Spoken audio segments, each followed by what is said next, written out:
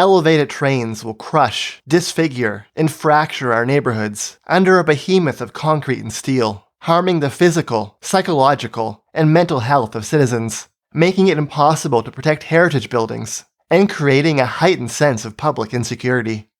That's according to an environmentalist group in eastern Montreal that took part in a successful fight against a transit project that would have brought fast, frequent, and modern trains to underserved neighborhoods of the city. The REM is a very bad project. It will destroy our neighborhoods. This ongoing fiasco is one of the few disappointments we have with Montreal. Our story starts on a more positive note with the REM, Montreal's new automated metro system whose first segment will be open by the time you watch this video. By 2027, after 10 years of construction, the full 67-kilometer or 42-mile system should be open, matching the full length of the existing Montreal Metro and doubling the amount of rapid transit in the city. The Montreal Metro is iconic and reliable, but stagnant, with only one expansion in recent decades. Due to the ambitious scope of the project, and the fact that it's actually getting built, the REM is the best thing to happen to transit in Montreal in a long time.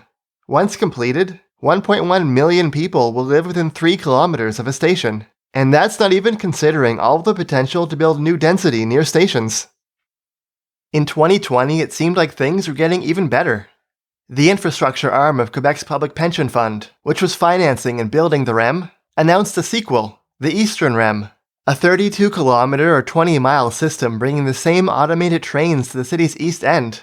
800,000 people would live within 3 kilometers of a station, but with construction of the REM underway, the Eastern proposal attracted attention and controversy, focusing on the elevated sections. Critics claimed that elevated rail would crush, disfigure, and fracture the residential and industrial neighborhoods in the East End, and it was common to say that the elevated connection downtown would be a scar through the central city, where it would ruin this 8-lane boulevard. In the end, the provincial and city governments cancelled the project as it was, saying that it didn't have social acceptability and that elevated trains would be a historic mistake. But we think it's the opposite. Elevated trains, especially modern elevated metros like the REM, are an extremely useful and compelling way to build transit in the 21st century, and Montreal's historic mistake is shelving the project. Tunneling has its place, but it's more expensive, slower, and riskier for delays and complications. Vancouver's Broadway subway is set to cost more than double the elevated SkyTrain extension to Surrey and Langley on a per-kilometer basis.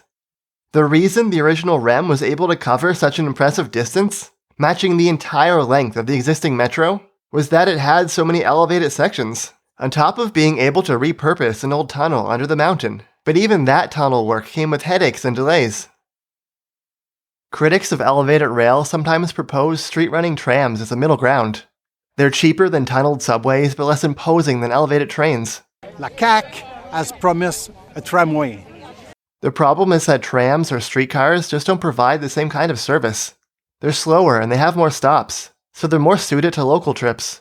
With its coverage and speeds, the REM is aiming to unlock regional trips too, like the West Island to downtown or the South Shore to the airport. It's in the name, Réseau Express Métropolitain, or Metropolitan Express Network. The magic of the model isn't just speed or coverage though, it's also frequency. Trams running on the street need drivers, but elevated trains can be automated. This is a game changer for service frequency, because it doesn't cost very much to run more trains. It also leaves the system immune to the driver shortage plaguing transit agencies right now. Once complete, the REM should have trains every 2.5 minutes during rush hour, and every 5 minutes off-peak, which is just better than the vast majority of tram or even subway lines out there. It's particularly frustrating hearing people react like elevated rail is a substandard mode of transit, and the East End of Montreal deserves better when elevated trains are used in cities all around the world, including world-class transit systems like Paris, London, and Hong Kong. The Grand Paris Express was one of the inspirations for the REM, as was the Vancouver SkyTrain, slightly closer to home. You can find elevated trains in so many other places, from San Francisco to Seattle, Calgary, and multiple cities in the Netherlands. When visiting these places, we've never had the reaction of thinking that the neighborhoods have somehow been crushed, disfigured, and fractured by the trains. It is fair to say that some of the older elevated trains in places like New York and Chicago were bigger, louder, and more disruptive. They basically covered the whole street, but modern structures are much more compact and streamlined. Opponents really like to compare the REM to the horrors of elevated highways, but the differences are enormous. The elevated guideway on the REM is maybe 10 meters wide, while elevated highways in our city are 25 meters wide, at their narrowest, and frequently up to 50 or 60 meters wide with on-ramps and off-ramps. These structures are so big that they often have parking underneath. This one is even used for horizontally parked buses.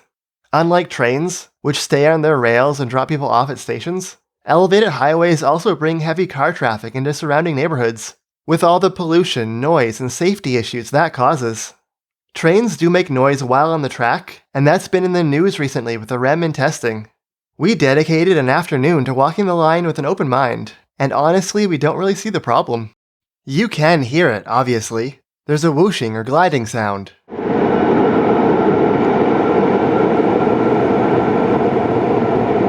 But it didn't at all stand out as uniquely loud or disruptive compared to other trains or roads in the city.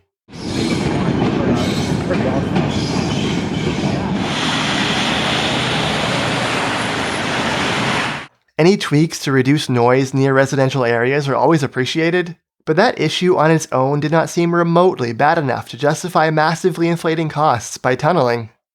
Not only do we think it's wrong to suggest that elevated trains are anywhere near as disruptive as elevated highways, it's especially strange that environmentalist groups seem to be portraying elevated trains as a menace to innocent cars on the ground. When we said the Eastern REM was shelved, it wasn't exactly cancelled. It was taken out of the hands of the CDPQ, the public pension fund owned by the government that was managing the project, and given to the traditional transit authorities in the city to come up with a new plan. That plan recently came out and it's astonishing, costing much more and having worse service. They proposed going further into the suburbs, but eliminating the connection to downtown, overall covering about 200,000 fewer people. This would also require anyone traveling from the East End to downtown for work or other connections to transfer onto the slower and often crowded Green Line of the Metro.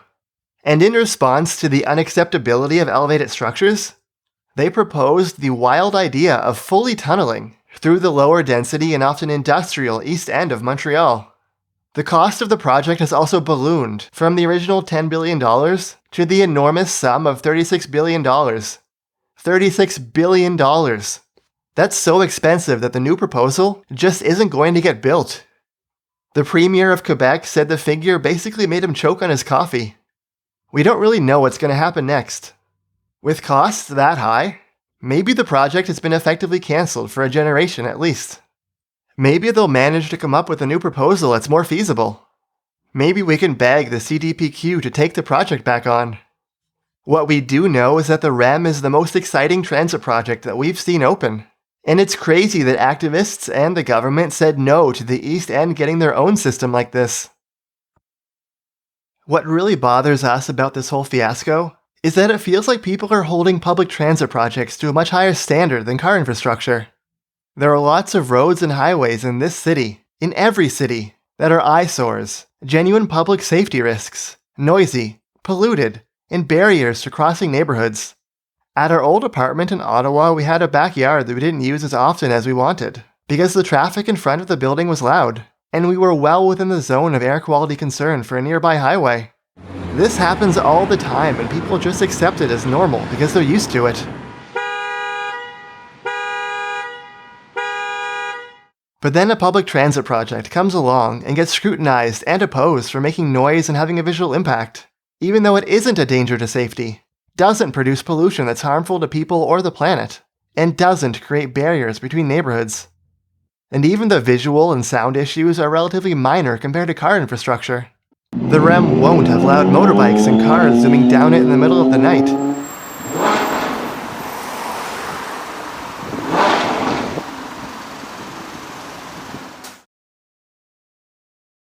And again, this structure doesn't even come close to the size and domination of an elevated highway. We could have used the Eastern REM as an opportunity to remake some of these very unpleasant roads into multimodal corridors that aren't as dominated by cars. We're not saying that elevated trains are the solution to every transit problem.